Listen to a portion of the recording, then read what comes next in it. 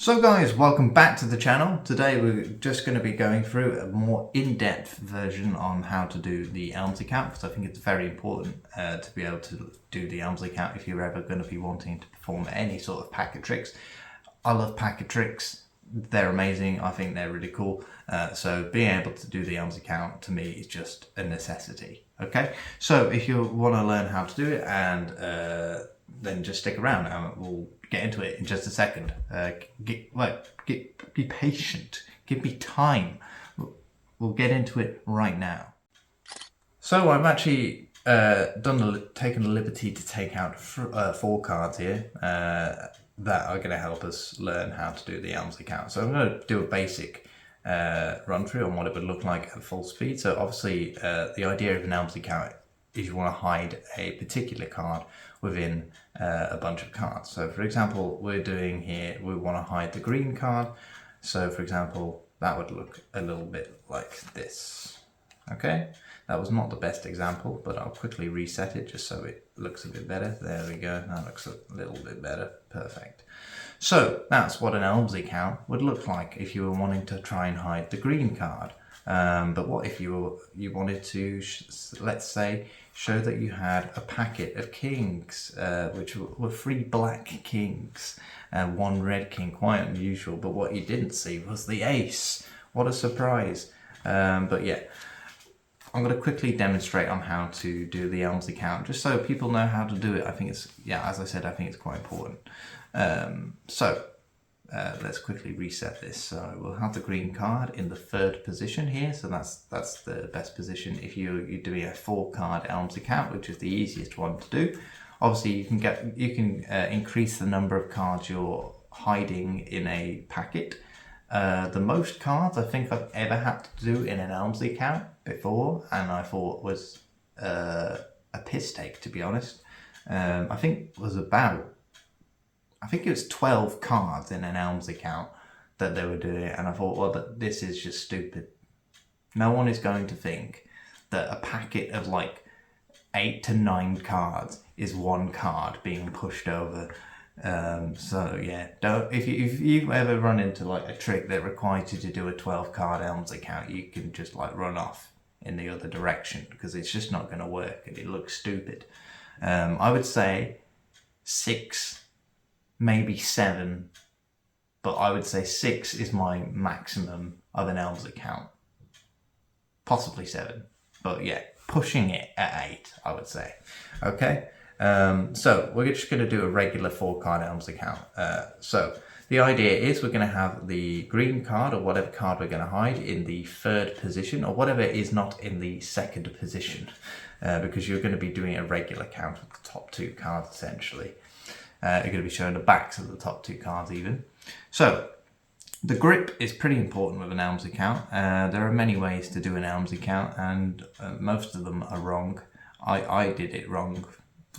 When I first learned the Elmsley count, I couldn't do it for the life of me. In fact, I'm going to demonstrate to you right now, just for comedic purposes, how I did an Elmsley count. When I first learned how to do it on YouTube, I couldn't get the grip right, and I didn't understand what the hell they were doing. So this is how I did an Elmsley count. I think I probably can't even replicate it. So I did something like this. Do you see? What the fuck's that? Like, honestly, I don't even think that was a proper Elmsley count, to be honest. I mean, it hid the green card, but it didn't do anything. It didn't reset the packet like an Elmsley count would. So we do something like that, yeah. And that just looks stupid as hell, doesn't it? Compared to what it is today, which is 100 times better in my opinion. So, yeah, we'll quickly run through it now. So the idea, the grip is this, before I go on a tangent any further. I don't know why I've kept the box here, but if you want to get a pack of these playing cards, they're really cool. These are a marked deck of playing cards, but they are pretty cool. These are Steve Deller's Night Flight deck.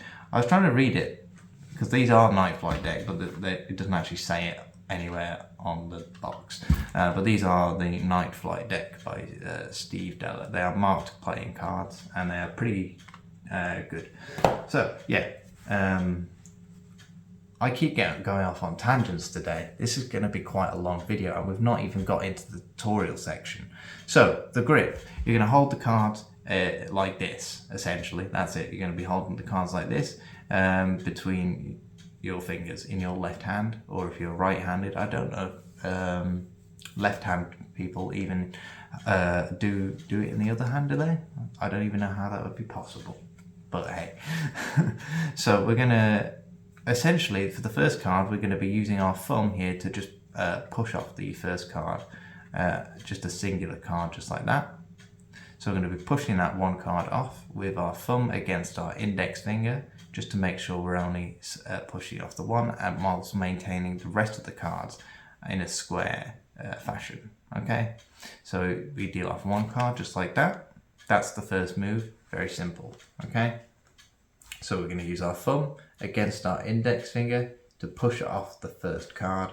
Perfect. We strip that first card off. Now here comes the second move, which is pretty much the only move in this entire sequence, is we're going to be block pushing off everything above the bottom card here. Okay, so a block push basically means we're going to be applying pressure with our right thumb on the bottom right hand corner here, and we're going to be pushing over everything over as one card here into our left hands. Okay, so as we're doing that, we're going to be getting prepared to return this original top card to the bottom of the packet here as we transfer these two cards into our left hand. It's a lot like juggling, but with cards in my eyes, to be honest. So we'll just quickly reset the packet here. So the first step is we're going to use our thumb to apply pressure across the card against our index finger to strip off the top card. We strip that off into our left hand. Then as we get ready to return that top card to the bottom of the packet, we're going to block push off those two cards, or everything above the bottom card if you're doing more than a full card Elmsley count. So you're going to block push everything across into your left hand as you pick up the original top card with your right fingers as you transfer those two cards across as one here into your left hand. So you're hiding that green card as you pick up that original top card in your right hand. Okay, and then to finish it off, you're just going to be counting off the top the two cards in your right hand into your left hand. So you're going to be stripping off one and then two. Okay, so that's it. That's the entire Elmsley count sequence. We'll quickly run through it again just so we've got it in our heads. So we strip off the top card with our thumb, just like that. We block push off everything above the bottom card as we go to pick up. We're going to pick up that bottom card again, or that original top card on the bottom of the packet with our right hand as we transfer those two cards as one into our left. Then we count the top two cards back on top, just like that. Okay, so that is how to do an Elmsley count with 4 cards. Obviously, it is exactly the same with additional cards. Obviously, it just means you're block pushing off more cards with your right thumb. As you can see, it doesn't look that too ridiculous, just disguising 2 cards as one. But if you were to add more cards, for example, it can get a bit, it just looks a bit weird. As you can see, we'll do a little demonstration now. So we'll get rid of the green card. And we'll do a demonstration with, let's say, 6 cards, and I'll show you what 6 cards looks like for now. So we've got 6 cards here, and we're going to try and disguise this as 4 cards. You can already see how weird this already looks. So we've got 1, 2, 3, 4 cards. Now it didn't look too weird because the packet isn't that thick right now, but it does look weirder. You can agree it does look weirder without, if you do it slowly. I mean, obviously, if you do it quickly, it's not going to look too suspicious. But the quicker you do things, you can tend to mess up. However, if we do 7 cards, it gets a bit chunkier, and you can see you're struggling to maintain the thinness of one card as you're trying to disguise pretty much 5 cards as one. Which it can be done, But let's see at where the breaking point of the Elmsley count is. Let's see how many cards we've got here. That's 3, 6, 9, 12. Yeah, I think that is the literal maximum I had to do before in a trick, and I just like, no, that's stupid. Because it looks like this. That's 1, 2, 3, 4 cards. Who came up with that? That's stupid. 6 cards is your maximum, I would say. Any more than that, it may look a bit stupid. Maybe 7. You know what, I'll stick at 7. Any more than that, you're going to look a bit weird.